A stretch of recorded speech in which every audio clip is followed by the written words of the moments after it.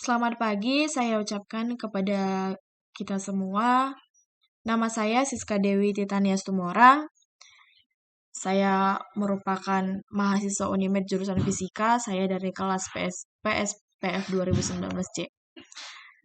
Di sini saya mau berterima kasih kepada Bapak Ridwan Sani selaku dosen pengampu mata kuliah Fisika Kuantum yang telah memberikan kesempatan kepada saya untuk mempresentasikan hasil tugas saya, yaitu mengenai radiasi benda hitam. Baiklah, di sini saya akan lanjut. Sebelum kita masuk kepada materi radiasi benda hitam, saya akan membahas sedikit tentang fisika klasik, di mana fisika klasik didominasi oleh mekanika Newton dan elektromagnetika klasik yang dinyatakan dengan persamaan Maxwell. Berkembangnya konsep fisika klasik pada masa lampau disebabkan karena gejala-gejala alamiah yang teramati oleh manusia pada waktu itu dapat dijelaskan dan diprediksi secara akurat oleh teori fisika klasik. Gerakan benda dapat dijelaskan menggunakan hukum Newton tentang gerak dan gravitasi, misalnya pada hukum Kepler. Sedangkan karakteristik cahaya seperti pemantulan dan pembiasan cahaya, difraksi cahaya, interferensi cahaya, dan polarisasi cahaya dapat dijelaskan menggunakan teori elektromagnetika klasik dengan menganggap bahwa cahaya adalah gelombang elektromagnetik. Keyakinan akan kebenaran teori tersebut membuat kedua teori itu menjadi hukum-hukum dasar ilmu fisika yang dapat menjelaskan semua gejala alamiah. Nah, keyakinan bahwa fisika klasik dapat menjelaskan semua gejala alamiah mulai berkurang ketika para ilmuwan berhasil menemukan beberapa fenomena baru terkait dengan dunia mikroskopis. Yaitu pada akhir abad ke-19 sampai awal abad ke-20, ilmuwan menyadari adanya gejala-gejala alamiah yang tidak dapat dijelaskan menggunakan kedua teori fisika klasik yang telah mantap. Oleh sebab itu, pada abad ke-20 mulai dikembangkan ilmu fisika modern untuk menjelaskan fenomena-fenomena yang terjadi pada partikel ukuran atomik. Pada akhir abad ke-19, ditemukan beberapa fenomena fisika yang tidak dapat dijelaskan dengan menggunakan teori fisika yang telah dikenal pada waktu itu. Penemuan spektrometer pada saat itu memungkinkan fisikawan untuk memperoleh data tentang bentuk kurva radiasi termal dari sebuah sumber radiasi. Radiasi termal yang dimaksud adalah pancaran energi termal suatu benda yang disebabkan oleh suhunya. Sebaran intensitas radiasi termal sebagai fungsi frekuensi atau fungsi panjang gelombang itu dinamakan spektrum radiasi termal. Bentuk spektrum radiasi termal inilah yang menarik minat para fisikawan, terutama karena teori fisika klasik yang tidak dapat digunakan untuk menjelaskan bentuk lengkung radiasi termal tersebut. Salah satu fenomena yang juga diamati adalah perbedaan kurva spektrum yang dipancarkan oleh suatu permukaan logam yang dipanaskan, jika logam tersebut dipanaskan dengan suhu yang berbeda. Sebuah logam yang dipanaskan akan berubah warnanya dari merah menjadi kuning atau selanjutnya menjadi putih pijar apabila suhu logam terus ditingkatkan sampai titik leburnya. Perubahan warna itu menunjukkan pergeseran intensitas maksimum dari panjang spektrum radiasi ke nilai yang lebih pendek.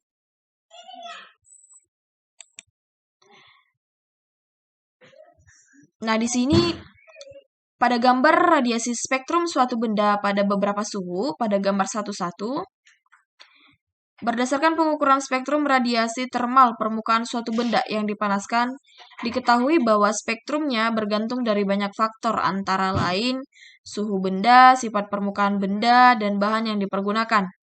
Nah, eksperimen menunjukkan bahwa pancaran total atau meliputi semua panjang gelombang yang berharga maksimum diperoleh apabila permukaan benda tersebut dilapisi dengan arang karbon yang tipis.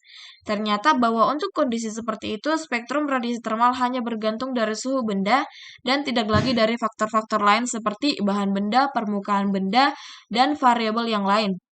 Sebagai idealisasi dibataskan saja apa yang dinamakan benda hitam sempurna atau black body.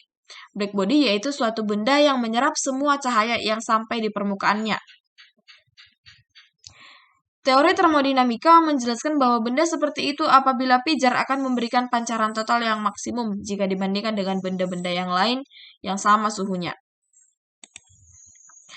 Nah, pada gambar 1-2 yaitu analogi benda hitam dengan logam berongga yang memiliki sebuah lubang kecil. Konsep benda hitam atau black body dapat dijelaskan dengan menggunakan analogi tentang energi yang dipancarkan atau diserap secara sempurna. Misalnya itu dengan menganalisis benda logam, yaitu benda logam yang mempunyai rongga seperti pada gambar. Pada gambar, jika seberkas cahaya dapat masuk ke dalam rongga tersebut melalui lubang kecil pada dindingnya, maka berkas cahaya akan mengalami beberapa kali pemantulan pada permukaan dinding dalam rongga. Sangat kecil peluang bagi berkas tersebut untuk dapat meninggalkan rongga, sehingga benda tersebut merupakan benda hitam sempurna karena menyerap semua cahaya yang mengenainya. Lubang dapat menjadi pemancar energi jika dinding dalam rongga tersebut ditingkatkan suhunya. Apabila lubang tersebut memancarkan cahaya, maka pancaran itu akan dipancarkan secara sempurna. Berkas cahaya yang dipancarkan oleh dalam rongga melewati sebuah lubang kecil tersebut tidak dapat masuk lagi ke dalam rongga karena ukuran lubang tersebut sangat kecil. Jadi cahaya atau energi yang dipancarkannya memiliki karakteristik benda hitam sempurna karena tidak ada yang diserap kembali oleh rongga. Jadi pancaran oleh lubang yang ada pada dinding suatu rongga logam secara praktis merupakan pancaran oleh suatu benda sempurna hitam. Mari kita perhatikan bahwa konsep benda hitam sempurna adalah benda yang dapat menyerap radiasi dan memancarkan radiasi termal secara sempurna. Jadi model logam berongga pada gambar 1-2 itu hanya digunakan untuk menjelaskan bagaimana terjadinya penyerapan dan pemancaran secara sempurna. Bukan berarti diartikan bahwa sebuah benda hitam memiliki bentuk seperti gambar pada gambar 1-2. Benda tersebut diberi sebuah lubang sangat kecil pada dindingnya dan dinding dalam rongga tersebut bersuhu T. Radiasi spektral atau RT pada suhu T oleh suatu benda sempurna hitam dapat diukur dengan sebuah spektrometer yang dilengkapi detektor gelombang elektromagnetik. Radiasi spektral adalah fungsi frekuensi, sehingga RT dikali F dikali DF didefinisikan sebagai jumlah energi pancaran termal per satuan waktu, per satuan luas, permukaan benda pemancar yang memiliki suhu T, dalam selang frekuensi antara F dan F ditambah DF. Radiasi total yang merupakan jumlah energi pancaran termal meliputi semua frekuensi per satuan luas, per satuan waktu, dan dapat diformulasikan sebagai berikut. Kita lihat pada rumus di bawah itu adalah di mana RT sama dengan integral atas tak hingga dan integral bawah 0 dikali RT dikali F dikali DF. Pada gambar 1-3, radiasi spektral sebagai fungsi frekuensi. Radiasi total dapat diperoleh melalui integrasi RT dikali F terhadap F dari F sama dengan 0 sampai F tak hingga. Nah, secara grafik nilai itu adalah sama dengan luas permukaan di bawah lengkung RT dikali F. Beberapa kaidah yang terkait dengan data eksperimen tentang pemancaran radiasi termal oleh benda-benda sempurna hitam pada berbagai suhu T adalah sebagai berikut. Yang pertama itu adalah A. Hukum Stefan atau hukum Stefan-Boltzmann yang menyatakan bahwa radiasi total suatu benda sempurna hitam berbanding lurus dengan suhu mutlaknya dipangkatkan 4. Dapat kita lihat pada persamaan RT sama dengan tetapan Stefan-Boltzmann dikali T pangkat 4 dengan satuan watt per meter kuadrat. Jadi hubungan antara radiasi total dengan suhu dilaporkan pada tahun 1865 oleh Tyndall yang menyatakan bahwa energi total yang dipancarkan oleh kawat platina yang dipanaskan pada suhu 1200 derajat Celcius atau jika diubah ke Kelvin menjadi 1473 Kelvin adalah 11,7 kali energi yang dipancarkan pada suhu 525 derajat Celcius atau jika diubah pada Kelvin 798 Kelvin. Joseph Stephen memperhatikan bahwa rasio 1473 Kelvin dipangkatkan 4 terhadap 798 Kelvin pangkat 4 adalah 11,6 dan ia menyimpulkan bahwa energi yang dipancarkan sebanding dengan T pangkat 4. Nah, kesimpulan Stephen itu dibuktikan secara teori oleh Boltzmann sehingga dihasilkan hukum Stefan-Boltzmann untuk benda hitam dengan persamaan sebagai berikut. di mana daya total itu sama dengan konstanta umum dikali A dikali T pangkat 4. A di sini adalah luas permukaan radiasi dan T adalah suhu mutlak dalam satuan Kelvin. Untuk konstanta umum itu sama dengan diketahui 5,6703 dikali 10 pangkat minus 8 W per meter kuadrat dikali K pangkat 4. Untuk benda biasa atau benda bukan hitam sempurna, itu perlu diperkenalkan faktor emisitas total, sehingga bisa ditulis dengan persamaan daya total sama dengan emisitas dikali konstanta umum tadi, dikali A, dikali T pangkat 4. Yang kedua itu ada hukum pergeseran Wien yang menyatakan bahwa ada hubungan antara suatu benda sempurna hitam atau black body dan harga lambda maksimal, yaitu nilai panjang gelombang di mana RT dikali lambda berharga maksimum. Hubungan empirik tersebut adalah dinyatakan dalam persamaan sebagai berikut. Lambda maksimal sama dengan T atau suhu mutlak dalam satuan Kelvin sama dengan 2,898 dikali 10 pangkat 3 dikali 10 pangkat minus 3 meter kali Kelvin.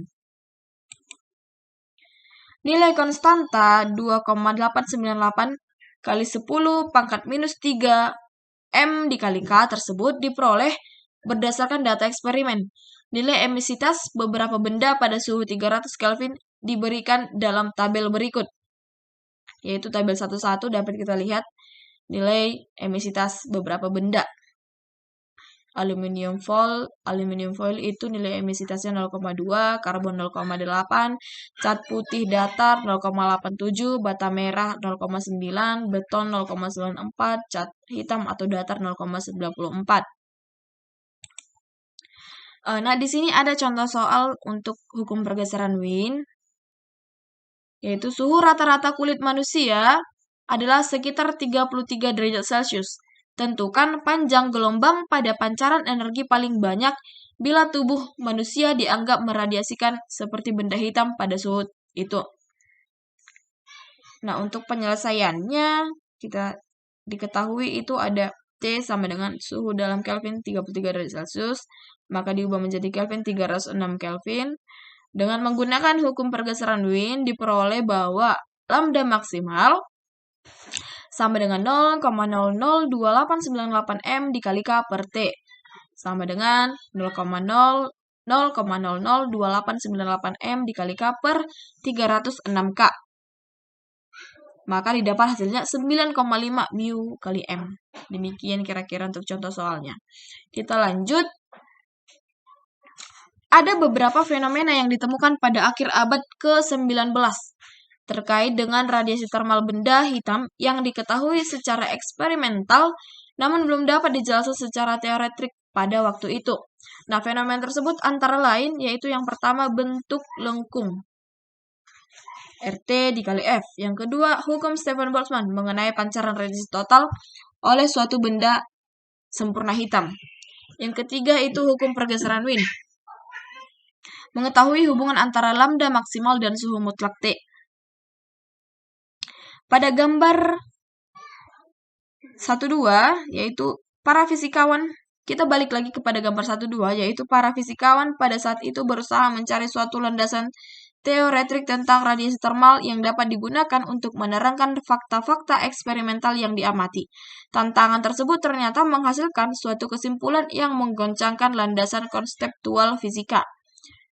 Teori baru yang dikembangkan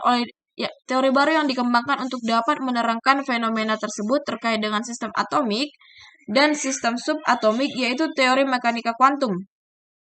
Era tersebut dilandasi oleh imajinasi dan kreativitas para ahli fisika dan merupakan awal dari perkembangan ilmu fisika modern. Kita perhatikan kembali sketsa gambar 1.2 ini, yaitu dalam ruang rongga itu gelombang cahaya, misalkan dalam ruang rongga itu gelombang cahaya bergerak dengan kecepatan cahaya C dari satu bagian dinding rongga ke bagian yang lainnya. Jika hal itu terjadi, maka setiap saat ada energi dalam rongga itu. Rapat energi pada suhu T dinyatakan dengan T dikali F dengan definisi sebagai berikut.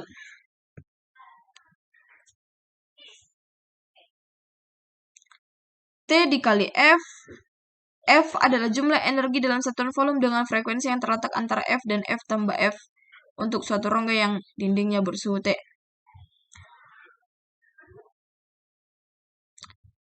Karakteristik pancaran radiasi termal lebih mudah dilakukan dengan menganalisis rho T kali F dikali delta F adalah jumlah energi dalam satu satuan volume dengan frekuensi yang terletak antara F dan F tambah delta F untuk suatu rongga yang dindingnya bersuhu T.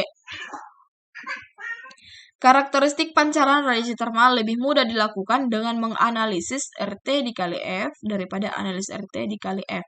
Sehingga dalam pembahasan ini dilakukan analisis pendekatan RT dikali F pada keadaan setimbang.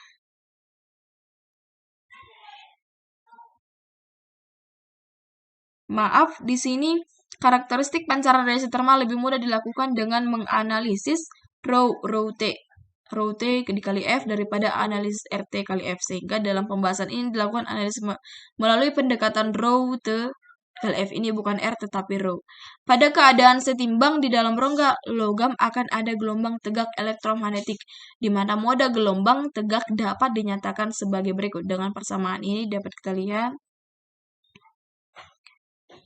E vektor dikali R vektor dikali E vektor dikali R vektor, T sama dengan E vektor 0 sin K vektor dikali R vektor sin WT.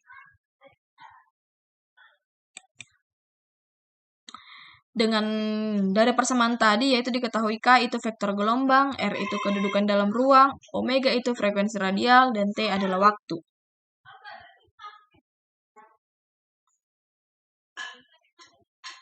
Sedangkan untuk K sama dengan 2V per lambda, lambdanya itu panjang gelombang. Untuk omega itu diketahui 2VF, di mana F adalah frekuensi, dan untuk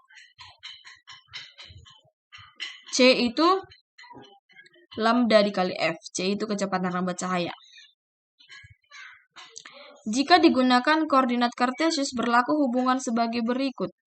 Dapat kita lihat pada persamaan ini, di mana K vektor dikali R vektor sama dengan V dikali NX tambah NY tambah NZ. Atau persamaan yang kedua, K vektor dikali R vektor sama dengan N dikali V, di mana N-nya itu diketahui 0, 1, 2, 3, dan seterusnya. Pada persamaan F sama dengan C per 2A, akar dari NX kuadrat tambah NY kuadrat tambah NZ kuadrat sama dengan C per 2A dikali N1. Sebuah moda getar gelombang elektromagnetik dalam rongga ditandai oleh perangkat bilangan NX, NY, NZ. Misalkan 1, NX1, NY0, NZ0. Merepresentasikan suatu gelombang tegak dalam arah X dengan panjang gelombang 2A. Jadi suatu moda getar ditandai oleh satu perangkat bilangan NX, NY, NZ dengan korespondensi 1:1, sehingga hitungan jumlah getar setara dengan banyaknya jumlah perangkat, yaitu NX, NY, NZ, yang dapat mencapai hitungan terhingga. Oleh sebab itu, sebaiknya dilakukan perhitungan jumlah moda getar dalam rentang frekuensi tertentu. Misalnya antara F dan F tambah delta F.